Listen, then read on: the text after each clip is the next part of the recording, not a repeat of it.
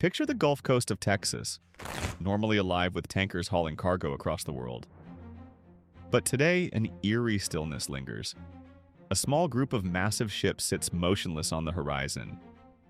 These aren't just any vessels, they're ethane carriers, essential to the global plastics and chemical industries. And they were all bound for China.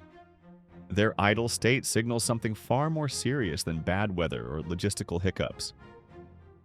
It's the visible front of a silent economic confrontation.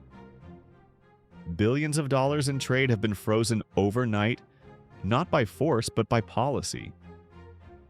China's message to the United States is clear. Power in the modern world can be wielded not through warfare, but through economics. The spark behind this sudden halt, a piece of paper, a new export license. In a sharp policy turn, Washington now demands special approval for selling ethane to China. What seems like routine regulation is actually a calculated choke point, a bureaucratic blockade. Beijing responded in kind, tightening its own trade permissions.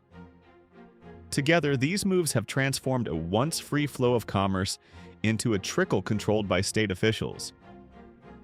This is no longer a price war, it's a paperwork war, where regulations, not markets, decide who wins. In this new era, red tape has become as powerful as tariffs. Billions in trade are trapped behind administrative walls, showing that modern economic warfare is fought with forms and filings instead of bullets and taxes. The first casualties? American energy giants like Energy Transfer and Enterprise Products Partners, titans of the export industry. For them, this isn't a diplomatic squabble, it's a financial blow. China, their largest buyer, has vanished overnight. Analysts predict revenue plunges of 25% next year and up to 50% the following year. Numbers that spell crisis, not slowdown. Expansion projects worth billions are being shelved, contracts scrapped, and investors are growing uneasy. The pain radiates far beyond boardrooms.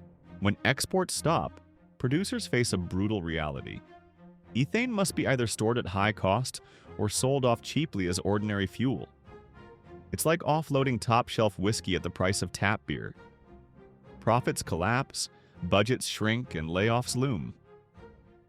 From drilling rigs to refinery floors, jobs are at risk, and local economies face the threat of a regional recession, all set in motion by a single policy shift.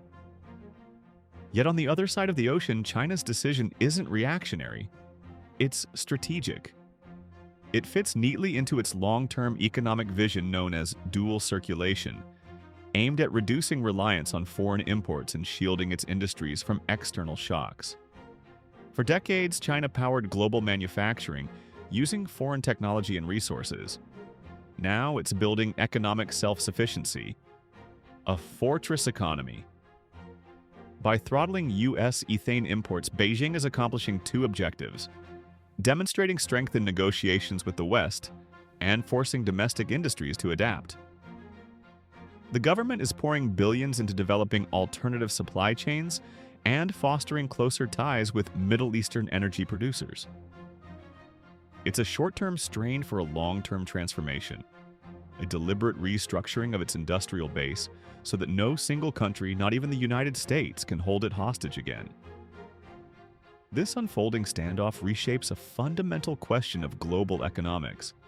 Who truly holds power, the seller or the buyer? For decades, control seemed to rest with nations that owned and exported key resources. But today's interconnected world is rewriting that rule.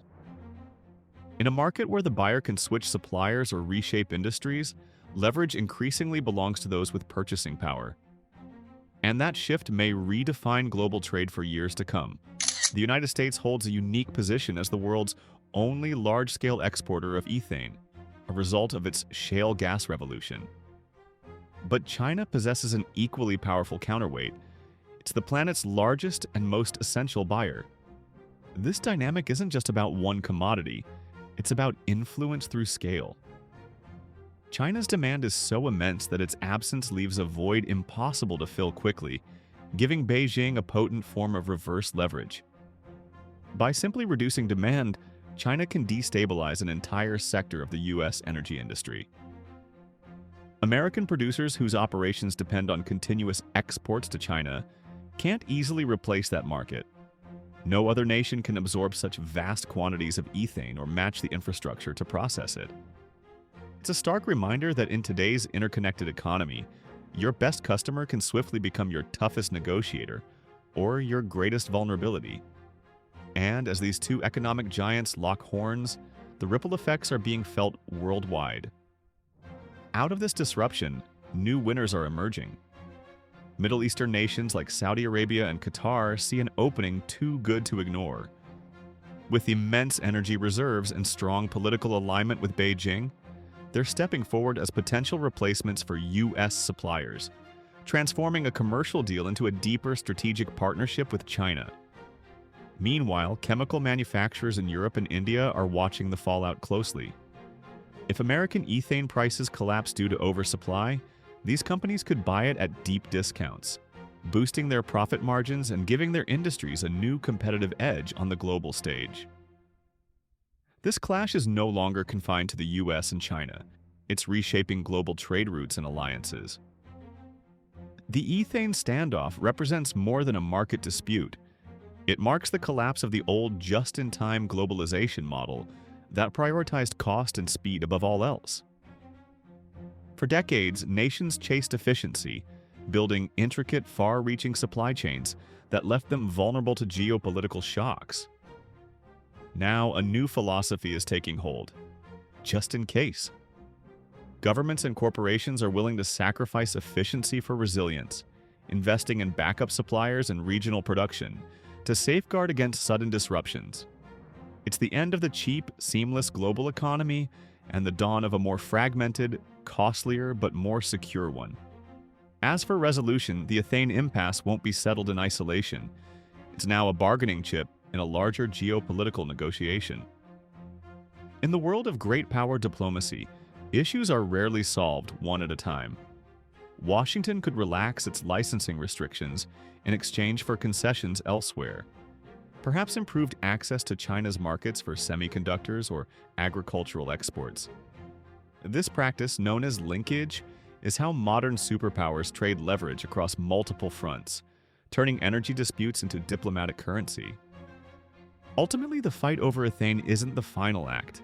It's the opening chapter of a new kind of economic rivalry.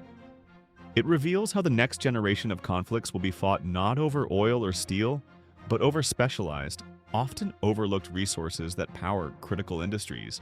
Tomorrow's flashpoints could be rare minerals for electric batteries, essential pharmaceutical components, or materials yet to be discovered. The global economy is fracturing into competing spheres of control, and the standoff over this unassuming fuel has given the world a preview of what's to come. The age of quiet, predictable globalization is ending, and the era of strategic economic competition has just begun.